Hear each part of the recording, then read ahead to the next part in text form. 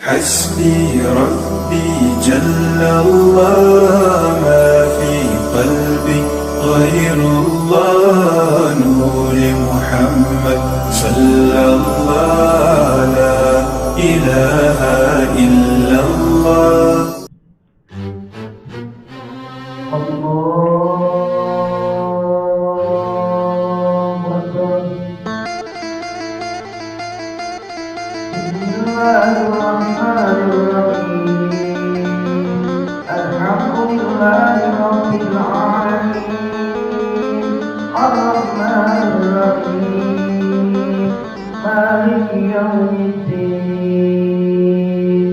إياك نعبد وإياك نستعين اهدنا الصراط المستقيم صراط الذين أنعمت عليهم غير المغضوب عليهم ولا الضالين.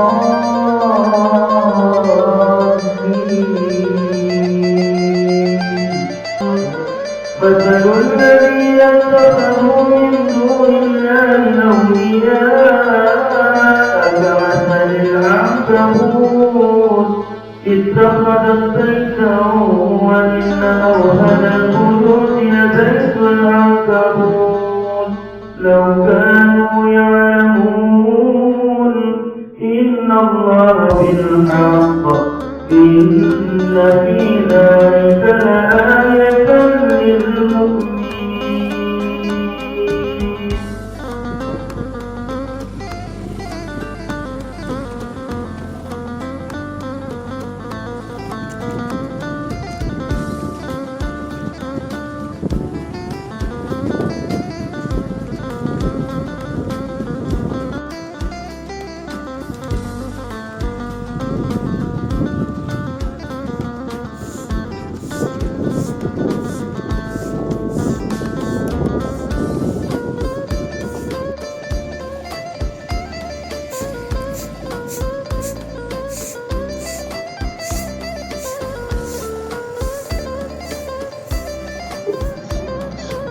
Bismillahirrahmanirrahim.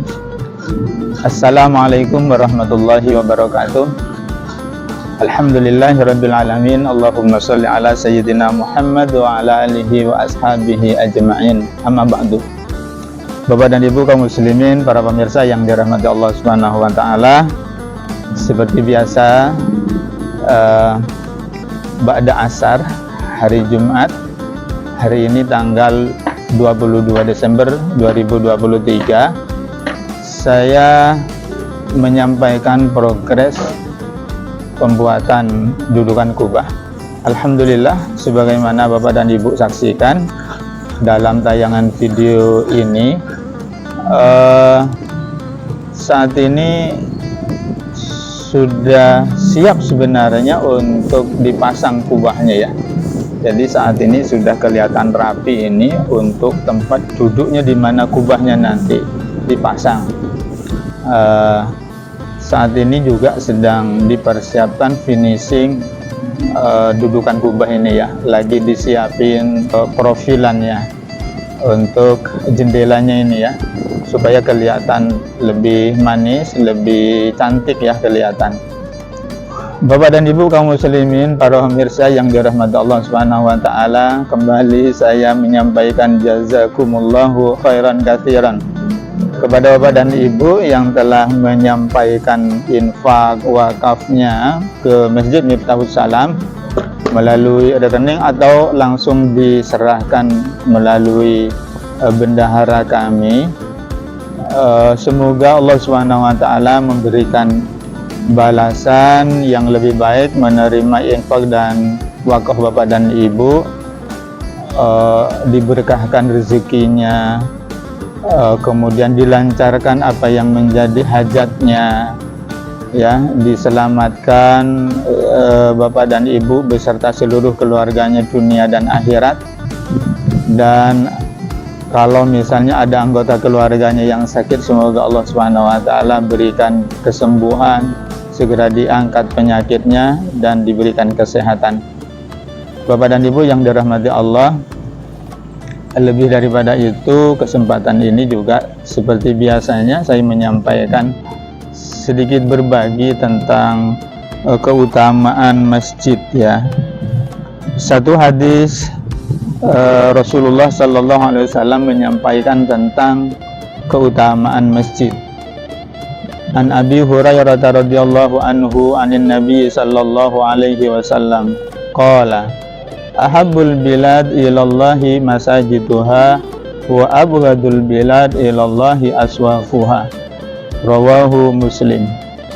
Dari Abu Hurairah radhiyallahu anhu dari Rasulullah sallallahu alaihi wasallam, beliau bersabda, tempat yang paling dicintai Allah adalah masjid-masjidnya, dan tempat yang paling dibenci oleh Allah adalah pasarnya. Hadis riwayat Muslim. Para pemirsa, Bapak dan Ibu yang dirahmati Allah, dalam hadis ini terdapat penjelasan yang paling dicintai oleh Allah dan yang paling istimewa itu adalah masjid. Kenapa? Karena masjid menjadi tempat-tempat kaum muslimin beribadah kepada Allah. Ibadah ritualnya, sholat 5 waktu, sholat Jumat, di dalam masjid juga kaum muslimin mengingat Allah, berzikir. Di masjid juga kaum muslimin melaksanakan majelis taklim, belajar tentang agama Allah, belajar tentang bagaimana hidup untuk memperoleh ridho Allah Subhanahu wa taala. Di masjid kaum muslimin belajar tentang bagaimana interaksi manusia dengan Allah, hablum minallah, interaksi manusia dengan dirinya sendiri, hablum minan nafsi, dan demikian juga interaksi manusia dengan sesama manusianya, hablum minan nas, dalam berbagai hal. Tidak hanya dalam masalah jual beli tentunya, hutang piutang, akad ijarah, kontrak kerja, sewa menyewa, tapi juga dalam masalah yang lebih besar dalam kehidupan pemerintahan, kehidupan bernegara, politik, hukum, bahkan tentang keamanan. Segala hal bisa dipelajari di dalam masjid, karena Islam tidak hanya mengatur urusan ibadah ritual, tetapi juga mengatur seluruh aspek, seluruh sisi kehidupan manusia. Para pemirsa yang dirahmati Allah Subhanahu wa taala, di dalam masjid itu juga terdapat adab-adab ketika memasuki masjid. Karenanya paling istimewa, tempat yang paling dicintai oleh Allah Subhanahu wa taala. Karenanya kaum muslimin ketika memasuki masjid ada adabnya, tidak sembarang masuk seperti tempat-tempat yang lain, seperti bangunan-bangunan yang lain. Ya, ketika memasuki masjid adabnya disunnahkan kaki yang kanan terlebih dahulu, membaca sholawat, lalu kemudian berdoa. Demikian pula nanti ketika keluar dari masjid, melangkah dengan kaki yang kiri, bersolawat kepada Nabi, dan kemudian berdoa. Maka di sana kemudian Allah berikan keutamaan kepada mereka yang mengikuti adab-adabnya, disediakan pahala yang besar oleh Allah Subhanahu wa taala. Selain mereka mendapatkan pahala sholatnya, pahala zikirnya, pahala doanya, pahala taklimnya, dan pahala-pahala yang lain, katakanlah misalnya iktikaf di dalamnya.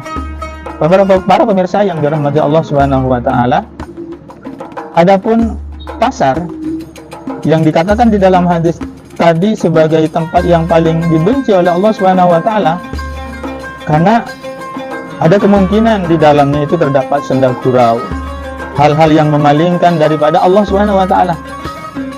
Ya, lalai daripada Allah Subhanahu wa taala. Banyak sumpah, ya, banyaknya sumpah. Kemudian bisa jadi terjadi penipuan, kebohongan, serta kelalaian daripada berzikir kepada Allah Subhanahu wa taala. Ya, bukan aktivitas ya jual belinya, tetapi tempatnya gitu. Adapun aktivitas jual belinya atau bekerja di pasar, ketika mengikuti syariat Allah Subhanahu wa taala dengan benar, maka tentu tidak tercela, tentu merupakan satu kebaikan. Jual belinya sesuai dengan syariat Allah Subhanahu wa taala. Nah, tentu suatu kebaikan, suatu hal yang dibolehkan oleh Allah Subhanahu wa taala. Semoga Allah Subhanahu wa taala menjadikan kita adalah pribadi-pribadi yang mencintai masjid, mengagungkan masjid, dan memakmurkan masjid. Billahi taufiq wal hidayah. Wassalamualaikum warahmatullahi wabarakatuh. حسبي ربي جل الله ما في قلبي غير الله